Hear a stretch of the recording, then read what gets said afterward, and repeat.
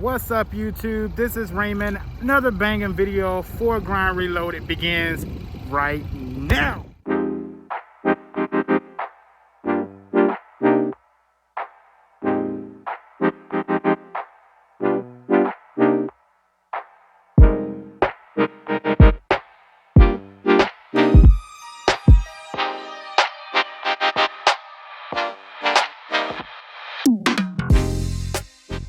All right, folks, listen, I am at Copart, Atlanta South. Haven't been to Copart, Atlanta South in a long time. Haven't been to Copart in a long time because I haven't found anything that's worth coming for Copart. So this time around, I was looking for a car for me. Everybody who knows me, who has any little bit about me, knows that I absolutely love Mini Coopers. And so sometimes I have the itch to get a Mini Cooper and build it out. So the itch came. I saw one on Copart, Atlanta South, and so this is why I'm here today. So we're gonna look at this Mini Cooper. I'm gonna give you a walk around. I'm gonna give you a start up. It's running now. I'm gonna check some stuff, and then we're gonna talk. Let's go. All right, here she is. This is a 2008 Mini Cooper S, 98,000 miles, aftermarket wheels. Looks like it's been spray painted, but aftermarket wheels. The whole car is black now, but after looking at the car, I could tell it used to be red. So whoever owned this car was a enthusiast. They really enjoyed Mini Cooper. They really enjoyed this particular car. And that is stuff that you have to look at when you're buying cars for yourself. Now, me being a car dealer, I don't always look at it from that standpoint as far as for myself, but I always look at it from the standpoint of who owned the car before and how did they take care of it, right? As a car dealer, we're trying to figure out the quality of the car without having experience or knowledge of the car. We're trying to look at the mechanics, and we're trying to assess the mechanics to determine if the car is in sound condition to retail on our car lot. So basically, all of the check marks for this particular car off of a prerequisite list, it checks out. 98,000 miles, 2008, no big dents in the car. Photographs of the car looks really good. The car in person obviously don't look as good as the photographs. The quality of the paint is very poor in person. You see this mark here, that's how you can tell it used to be red. Looks like maybe it was a wrap on the car or just a very thin paint, one or the other. And you can tell they didn't do a good job because that's around the seams of the wheelbase. You know, so when you get up close and personal, you get to see it a little bit better, right? So now, any car I look at, especially if I'm buying it for myself, or even if I'm buying it for my car, I always ask myself, well, car, talk to me.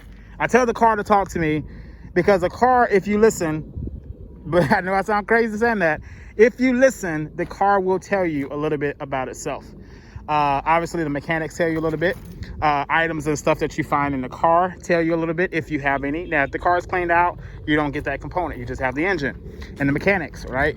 But if you are lucky enough to see artifacts in the car, then that's always a better conversation. All right, let's jump in here and let's I shut the hood all the way down. Let's start her up. 98,980 miles. Interior of the vehicle is not bad. It's not bad at all. It's you know, it's okay. It's in okay condition. It does not have the sunroof in this model, which to me takes off some points, right? Takes off, especially the value of the car. But it's an S, which adds value back. And to me, it has the best drivetrain in the category, a manual. All right, so let's get a start up. All right, initial startup, power steering works. We have a couple things on our instrument panel here.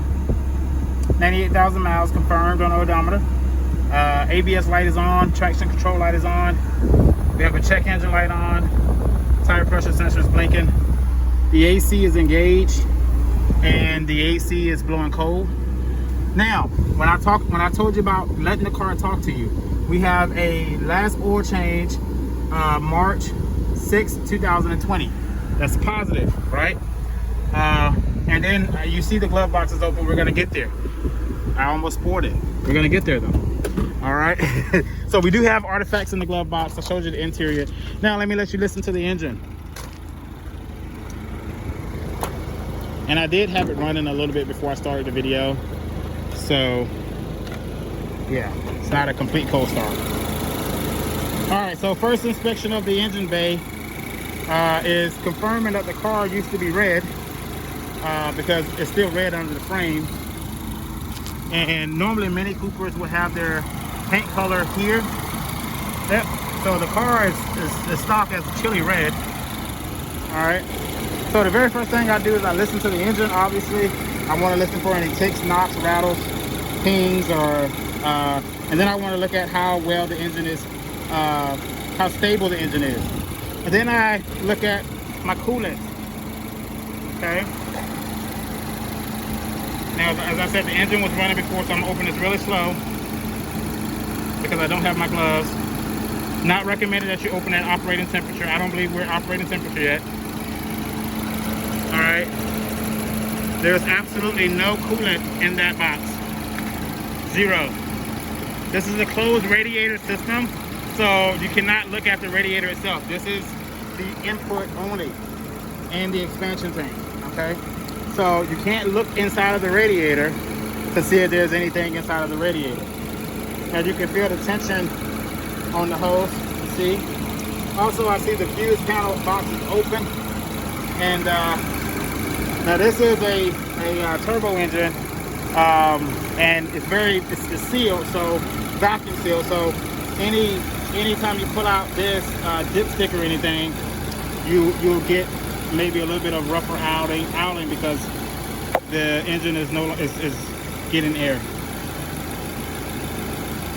Okay, so no sludge or anything on the dipstick.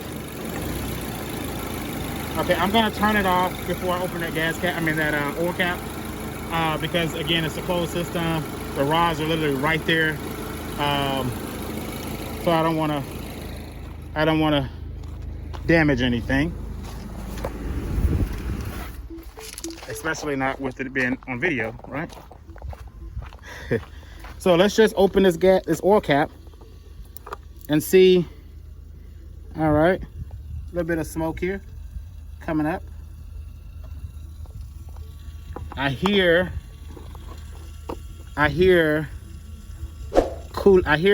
pressure.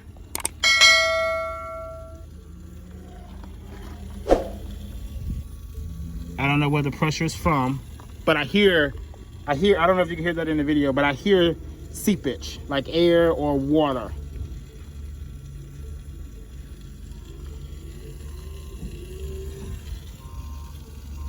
That's interesting. I didn't hear that before. But anyway, I hear that, and it could be from a bad coolant system where the water is boiling inside, pressurizing inside of the engine and boiling, overheating. Now, Mini Coopers don't have the temperature gauge inside the car. So, as I tell you, you look around. I don't even know where I can put that up. You look around. Now, I did try the transmission and everything. Everything there works good. But I opened the glove box. First thing I saw is this, service. Okay. Then I started looking around. And another thing I saw in this particular car is that the previous owner really enjoyed this car. I could tell.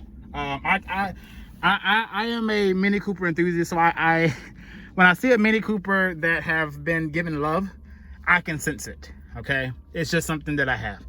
In the trunk, there was a Mini Cooper sticker. Like they were gonna put some decals on the side with Mini. People that don't care about the car don't really do that, you know? So I can tell this person really cared about this vehicle.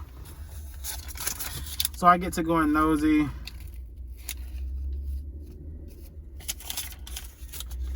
Now, this is live here. All right, so I see this person paid $365.25 for the tax tag and title and processing fee back in 2019.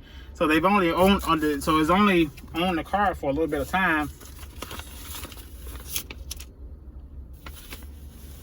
And literally, I'm looking at this. I'm looking at this stuff here. But anyway, for the sake of the video, this is what I found. Dated April 20th, 2020. April 18, 2020. Okay. Last oil change was March 6, 2020. And what I found on page 2, the vehicle overheated. Multiple coolant hoses melted on the engine. Had several noises for vehicle overheated. That noise that I just heard? Yeah. Vehicle needs an engine replacement. Customer declined at this time. Now, one thing I didn't tell you guys about this particular vehicle that I should have told you, and I am so sorry that I did not tell you. This vehicle was tagged as, and here's the Copart number if you want to check it out.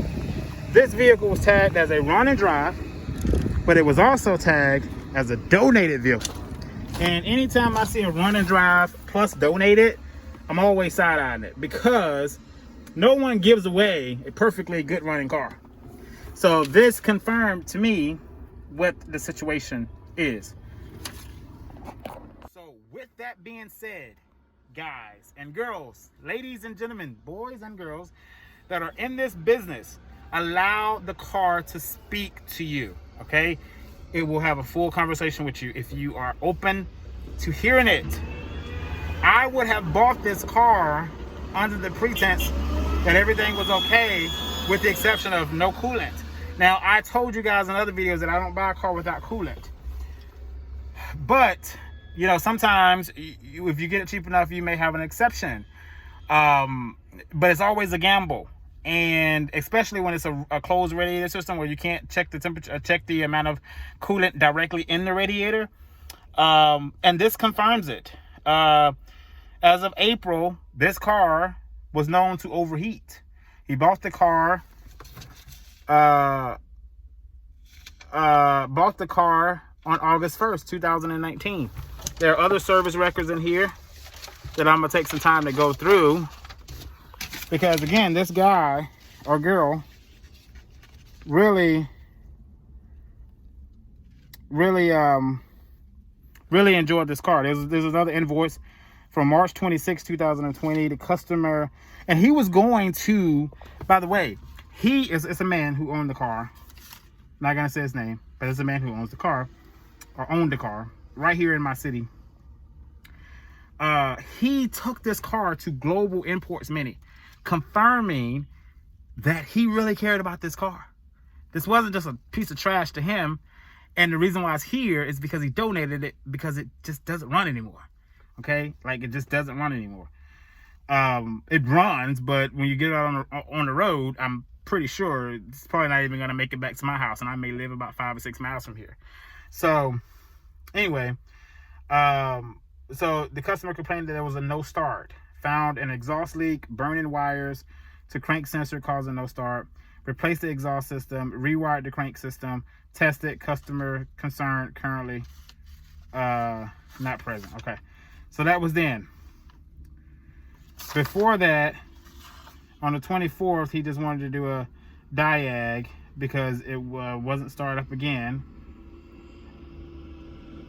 Customer stated driving the car, it shut off, car would not start up again. The car was running hot, I guarantee it. And he was driving it. There's no gauge in here. Wow, man. $2,900. What is this one here? So January 2020, did a O2 cat sensor.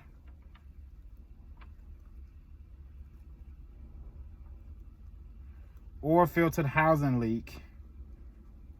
So it used to leak oil. Jesus Christ. I'm looking at an invoice. I'm looking at a bill for like $2,000, guys. This is crazy. This makes you want to never buy many. The hood release lever was stretched. latched with seeds, hood release lever stretched due to seeds latch. Like, this was, wow. This guy really loved this car, and it's sad. Every invoice I look at is sad because I can tell how much he loved this car. Gosh. Meaning, you ought to be ashamed of yourself. You ought to be ashamed of yourself, man. But yeah, this guy really loved this car. I can tell. He put brakes on it.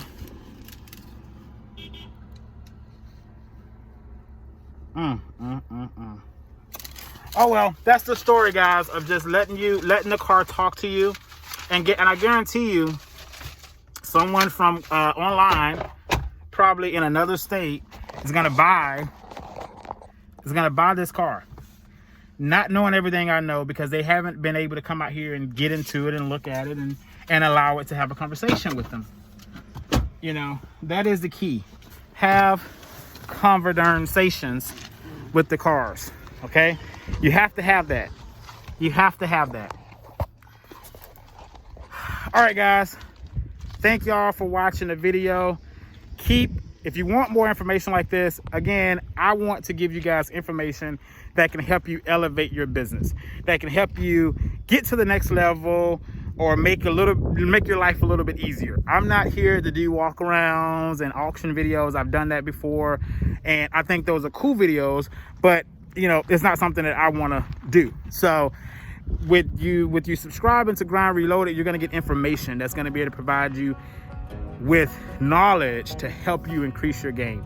So if you like that, if you're on board with that, hit the notification bell, hit the subscription button, and hit the like button, and I will produce more content. Thank y'all for watching, and I will see you guys very soon. Also, make sure you subscribe, because I have weekly educational live videos where we talk about something. Every topic is different, and we're educating. I want you to have your notepads out, and I want you to be able to take notes. So, and also, my mentorship program is going to be launching here very, very soon. I know I've said that before, but I don't want to launch it until I'm able to 100% commit to it. And so that's why you haven't seen the launch video. But if you subscribe, you'll get that launch video, and you will be able to subscribe to or buy into that mentorship program and get all of the benefits from that. Thank y'all for watching, and I'll see you next time.